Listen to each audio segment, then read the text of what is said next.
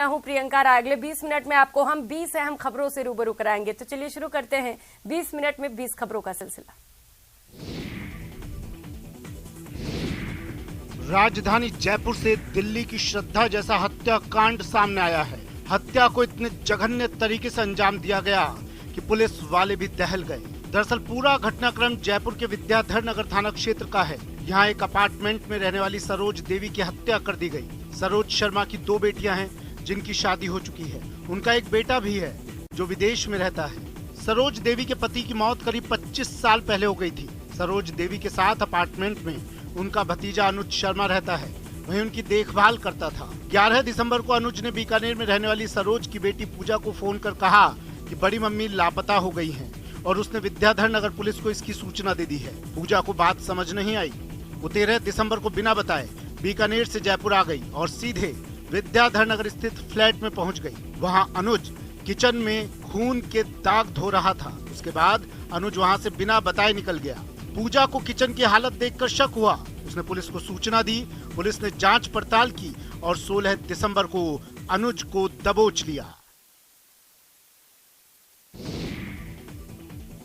धर्मनगरी मथुरा में एक हैरान करने वाला मामला सामने आया है। जिस पत्नी की हत्या के मामले में पति और उसका दोस्त 18 महीने से जेल में रहा, वो जिंदा निकली। जेल से बाहर निकलने के बाद पति और उसके दोस्त ने महिला को राजस्थान के दौसा जिले से खोज निकाला, जिसके बाद पुलिस की जांच पर बड़े सवाल खड़े हो रहे हैं। मामला 2015 का है। मूल रूप से उरई जालौन के रहने वाले सूरज प्रसाद गुप्ता अपनी पत्नी, बेटी आरती और बेटे के साथ वृंदावन आकर रहने लगे।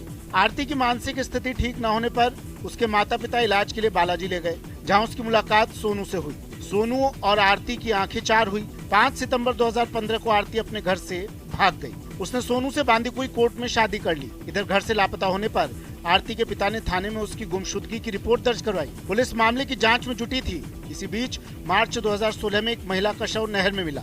आरती के पिता ने उसकी शिनाख्त अपनी बेटी के रूप में की, जिसके बाद पुलिस ने पहले से दर्ज करवाई FIR में हत्या की धारा बढ़ाते हुए सोनू और उसके दोस्त को अरेस्ट कर लिया था।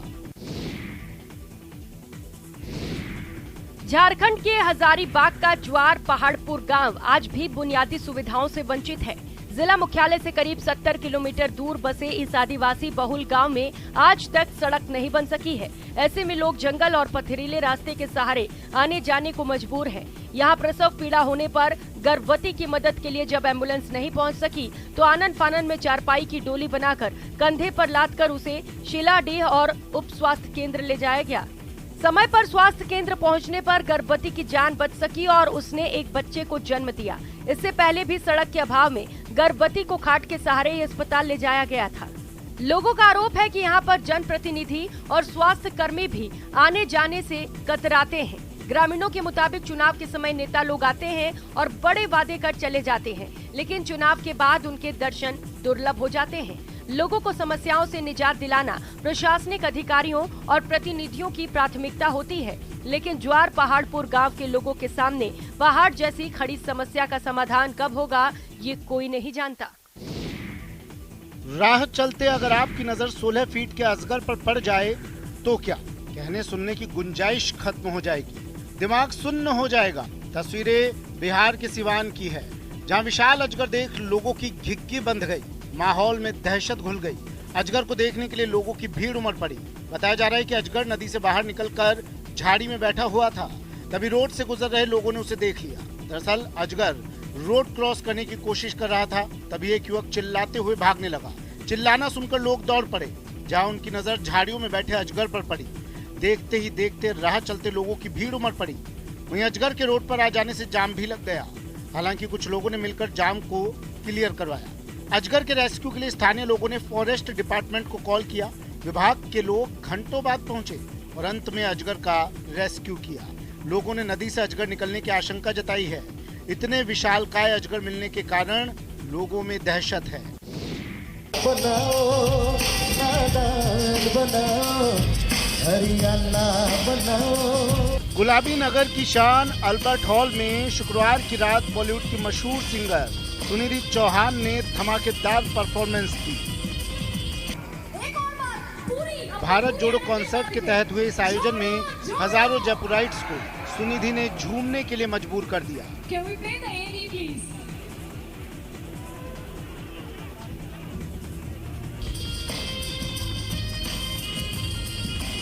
करीब पौने 2 घंटे तक सुनिधि चौहान ने लगातार परफॉर्मेंस दी। इस दौरान कांग्रेस नेता राहुल गांधी, सीएम अशोक गहलोत समेत सभी नेता अपनी कुर्सियों पर बैठे रहे और जमकर तालियां भी बजाई। 17 दिसंबर को गहलोत सरकार ने 4 साल पूरे कर लिए हैं। 4 साल में गहलोत सरकार ने कई महत्वपूर्ण योजनाओं को अमली जामा पहनाया। राज्य सरकार के 4 साल पूरे होने पर राजधानी जयपुर के जवाहर कला केंद्र में एक प्रदर्शनी का आयोजन किया गया। जवाहर कला केंद्र में आयोजित 5 दिवसीय प्रदर्शनी में गहलोत सरकार के 4 साल के विकास कार्यों को दर्शाया गया है। इस प्रदर्शनी में सरकार के 25 विभागों की उपलब्धियों का प्रदर्शन किया गया है। प्रदर्शनी के अवलोकन के बाद सीएम गहलोत ने 4 साल की उपलब्धियों का जिक्र किया। उसको आधार बना के एक एक फैसले सरकारों में होने लगे, हर डिपार्टमेंट में। उसके कारण ये प्रयास हुआ कि अधिकांश जो वादे वो निभाए जाए। हो सकता है उसमें सब वादे नहीं निभ पाए हों, फिर भी ये प्रयास रहता है डॉक्यूमेंट के साथ में, और जनता को अधिकार मिल जाता है ध्यान रखने का। ये आपने वादा इस पेज पे, इस पैरा में किया था, ये वादा क्यों नहीं पूरा हो रहा। राहुल गांधी की भारत जोड़ो यात्रा के साथ जैसलमेर में भी कांग्रेस कार्यकर्ता प्रभात फेरी निकाल रहे हैं। शनिवार को भारत जोड़ो यात्रा के 101 दिन हो गए। इस दिन सुबह कांग्रेस कार्यकर्ताओं ने प्रभात फेरी निकालकर भारत जोड़ो यात्रा का संदेश दिया। कार्यकर्ताओं ने अल सुबह शहर में घूमकर देश में आपसी प्रेम, भाईचारे और हिंदू मुस्लिम एकता को बनाए रखने के गीत गाए।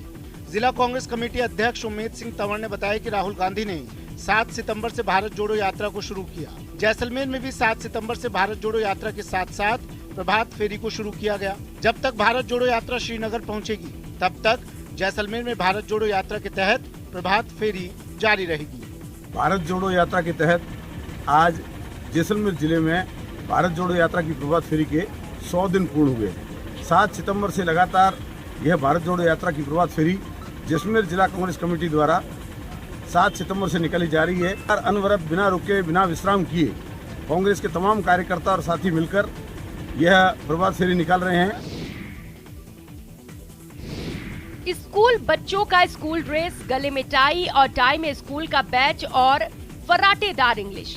इन्हें देखकर लगता है कि ये किसी प्राइवेट स्कूल इंग्लिश मीडियम के बच्चे हैं, लेकिन आपको जानकर हैरानी होगी, ये बच्चे एक सरकारी स्कूल के हैं। दरअसल गांव में चल रहे सरकारी स्कूलों का जब भी जिक्र होता है तो जमीन पर पढ़ते बच्चे, बिना स्कूल यूनिफॉर्म के स्कूल जाते बच्चे और पढ़ाई का निम्न स्तर ही ध्यान आता है। लेकिन पूर्वी सिंहभूम के ग्रामीण इलाके में एक स्कूल ऐसा भी है जो किसी भी अंग्रेजी मॉडल स्कूल से कम नहीं दिखता। हम बात कर रहे हैं जमशेदपुर के सुदूर ग्रामीण इलाके के पटमदा प्रखंड के पाथरडीह मध्य विद्यालय की, जहां के बच्चे फर्राटेदार अंग्रेजी बोलते हैं। स्कूल का रंग रोगन भी किसी प्राइवेट स्कूल से कम नहीं। वहीं बच्चे भी पूरी तरह से यूनिफॉर्म में दिखते हैं। स्कूल के प्रिंसिपल की माने तो स्कूल को इस स्तर तक लाने में काफी मेहनत करनी पड़ी। इधर अच्छी शिक्षा पा रहे बच्चे भी पढ़ लिख कर देश सेवा में अपना योगदान देना चाहते हैं। कुरकुरी और रसीली जलेबी देख भला किसके मुंह में पानी ना आए, जी ललचाए रहा ना जाए। आपने जलेबी तो बहुत खाई होगी, लेकिन आपने दुनिया की सबसे बड़ी जलेबी आज तक नहीं देखी होगी। आज हम आपको दुनिया की सबसे बड़ी जलेबी दिखा रहे हैं, जिसे लखनऊ के मुंशी पुलिया चौराहे के पास गोपाल खस्ता वाले हलवाई बनाते हैं। ये एक बार में 3 किलोग्राम की बनाई जाती है। इसकी कीमत 180 रुपए किलो होती है। इसे बनाने में करीब 1 घंटे का वक्त लगता है। इसकी शुरुआत हलवाई सुरेंद्र सिंह ने की है। वो बताते हैं कि हाल ही में वो सोशल मीडिया पर अलग अलग फूड ब्लॉगर्स के वीडियो देख रहे थे। उसी से उनको कुछ नया करने का विचार आया, जिसके बाद काफी सोच विचार कर उन्होंने दुनिया की सबसे बड़ी जलेबी बना डाली। हाल ही में लखनऊ के फूड ब्लॉगर ने इसका वीडियो बनाकर अपलोड किया, जो देखते ही देखते वायरल हो गया, जिसके बाद बड़ी संख्या में इनके पास लोग पहुंच रहे हैं, जलेबी के साथ सेल्फी ले रहे हैं, उनसे जलेबी के बारे में जानकारी ले रहे हैं। क्या जेल की 4 दीवारी में रहकर भी कोई सबका चहेता बन सकता है, या फिर उसे उसके व्यवहार के लिए अवार्ड दिया जा सकता है? नहीं ना। लेकिन ऐसा उत्तराखंड के देहरादून के जिला कारागार में हो रहा है। कत्ल के जुर्म में उम्र कैद की सजा काट रही सारिका एक किन्नर है। 7 साल से देहरादून के जिला जेल में बंद है, लेकिन जेल में उसका व्यवहार इतना बदला कि आज वो सबकी चहेती है। बंदी कैदियों का ध्यान रखने से लेकर उनके बच्चों की देखभाल तक वो सब करती है। कोरोना काल में जब कैदियों में संक्रमण तेजी से बढ़ा तो किन्नर सारिका ने जेल में पॉजिटिविटी का माहौल रखा। यूपी की रहने वाली सारिका ने कैदियों को ही अपना परिवार बना लिया। यहाँ तक कि उसके प्यार को देखकर जेल से रिहा हुई कैदी भी उसके लिए गिफ्ट लेकर आते हैं और उसे माँ का प्यार देते हैं। और तो और जेल सुधारक संस्था ने भी उसे सम्मानित किया है। जेल में आई तो मुझे ऐसा लगा कि जेल में कैसे रहूंगी, टेंशन रहती थी। थोड़ा 10 दिन पानी जो भी था, कभी रोती भी, कुछ करने की सोचती गलत। लेकिन बाद में रहते रहते कुछ दिन हो गया, महीने 2 महीने, तो मैं कुछ वो करने लगी, हीलिंग उलिंग सीखने लगी, वो एक्सरसाइज करने लगी। फिर परमात्मा के थ्रू में पहुंची। नहीं, बाहर तो मैं थी लेकिन अंदर भी मुझे परमात्मा का नाम लेनी चाहिए। शादी स्थल पर नया चमचमाता हुआ गुब्बारों से सजा बुलडोजर आए तो देखने वाले चौंक जाएंगे, दिमाग चक्कर घिन्नी बन जाएगा। लेकिन यहाँ ऐसा मकसद नहीं कि ये बुलडोजर घर तोड़ने आया है। यूपी के हमीरपुर जिले के रिटायर्ड सैनिक परशुराम ने अपनी बेटी नेहा को दहेज के रूप में बुलडोजर उपहार स्वरूप देकर सबको हैरत में डाल दिया। वैसे यूपी के मुखिया योगी आदित्यनाथ बुलडोजर से अवैध कब्जों और अपराधियों के घरों को जमींदोज करवाते रहे हैं, जिसके चलते सूबे में बुलडोजर चर्चित है। लेकिन बुलडोजर का ऐसा इस्तेमाल शायद ही किसी ने सोचा हो। शादी में बुलडोजर दिए जाने की खबर लगते ही कई लोग इस शादी को देखने के लिए जमा हो गए। दुल्हन नेहा सिविल सर्विस की तैयारी कर रही हैं। पिता परशुराम की माने तो अगर वो अपनी बेटी को कोई महंगी कार गिफ्ट करते तो वो घर में खड़ी रहती या कभी कभार ही उपयोग में आती। लेकिन अगर बेटी को नौकरी नहीं मिली तो बुलडोजर से रोजगार जरूर मिलेगा। गुजरात की हीरा नगरी सूरत आज देश ही नहीं बल्कि दुनिया भर में मशहूर है। तभी इसे डायमंड सिटी के नाम से भी जाना जाता है। विश्व में 10 हीरे में से 8 की पॉलिशिंग सूरत में होती है। सूरत में शुक्रवार से 4 दिवसीय ज्वेलरी एग्जीबिशन शुरू हुई है, जिसमें देश के कोने कोने से लोग पहुंच रहे हैं। जी, मैं यहाँ पे दिल्ली से आई हूँ और मैं स्पेशली इस एग्जीबिशन को ये देखने के लिए आई हूँ क्योंकि ये सूरत की बहुत ज्यादा फेमस एग्जीबिशन है। लोकतंत्र का मंदिर सूरत ज्वेलरी एग्जीबिशन का विशेष आकर्षण बना हुआ है।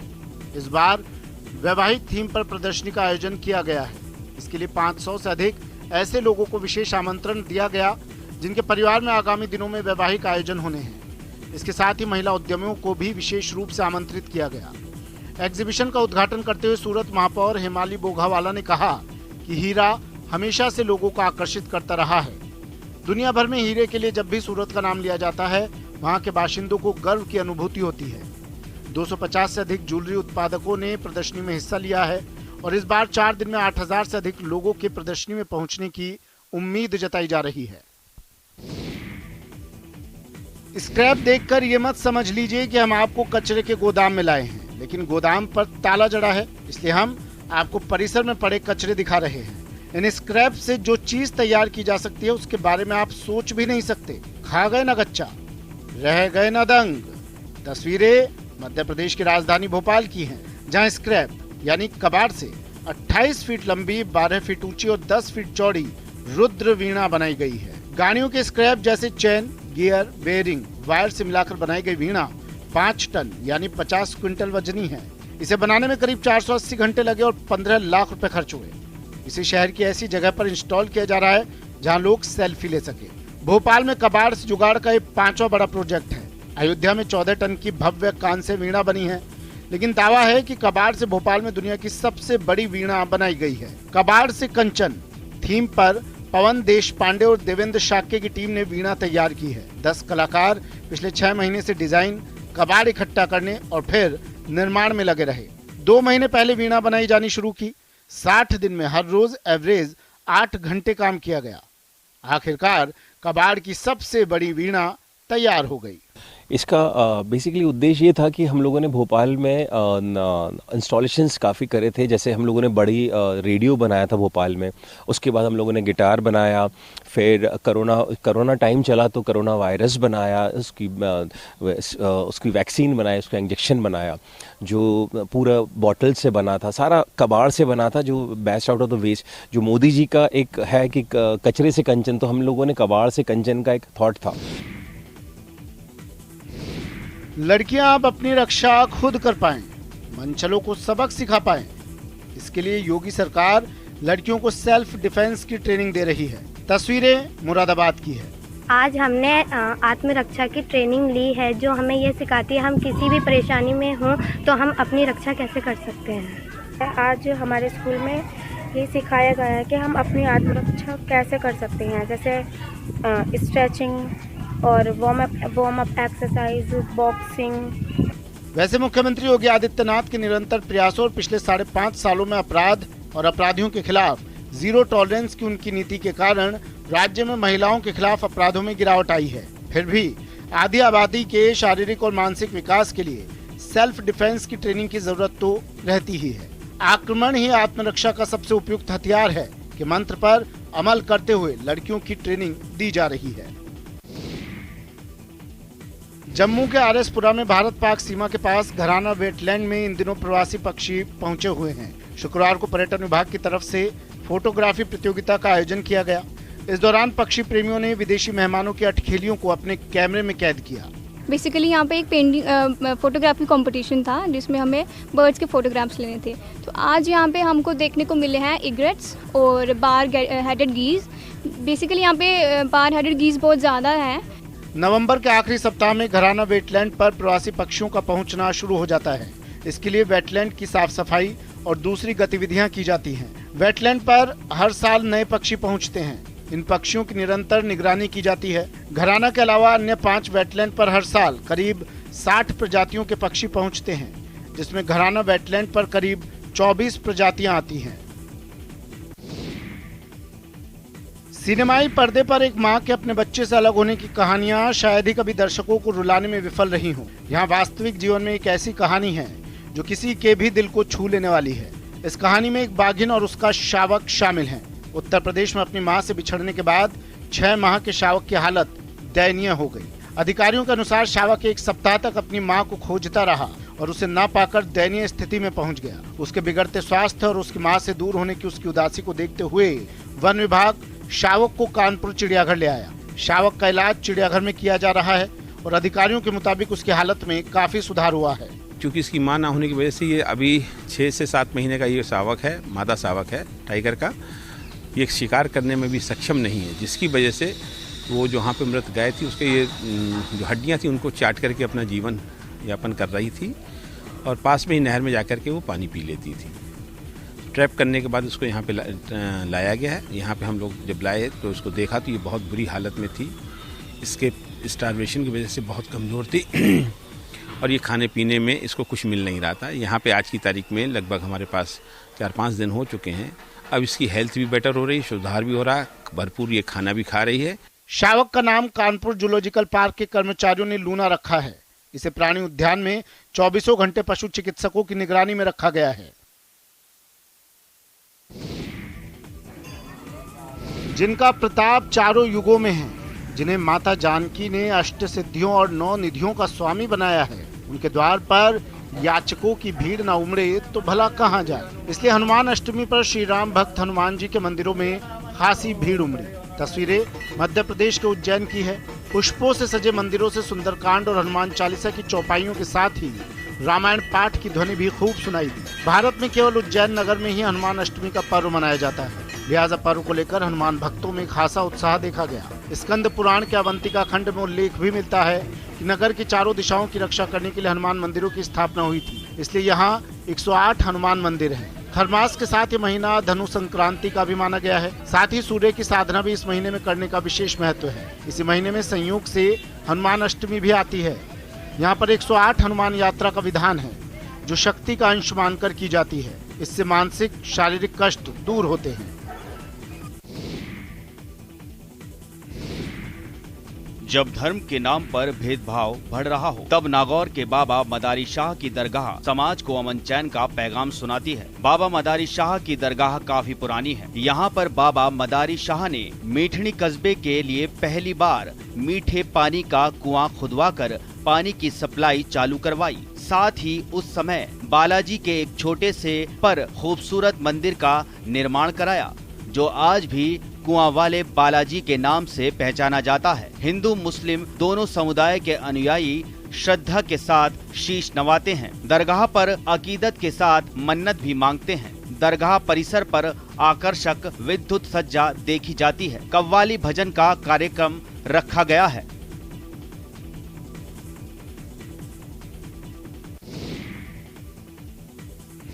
शिरडी के साईं बाबा के दरबार में हर दिन सोना चांदी का चढ़ावा चढ़ता है। सोने की कीमतें भले ही आसमान छू रही हों, लेकिन साईं के दरबार में हर कोई अपनी इच्छा शक्ति से सोने की वस्तुएं दान करता है।